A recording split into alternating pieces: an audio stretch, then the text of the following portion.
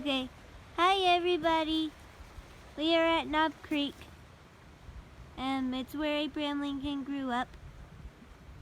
So, right there is where he lived. And over here, it tells the story about when he dropped into the river and a friend, Austin Gulliver, saved him.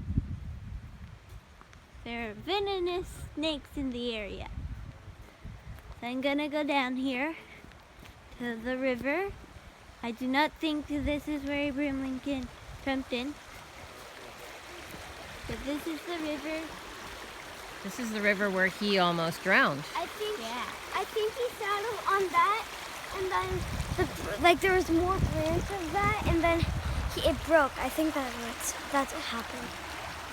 Okay, or did he just fall in? And Okay. Yeah. Did I skip rocks? This thing is I called skipped rocks. Knob Creek.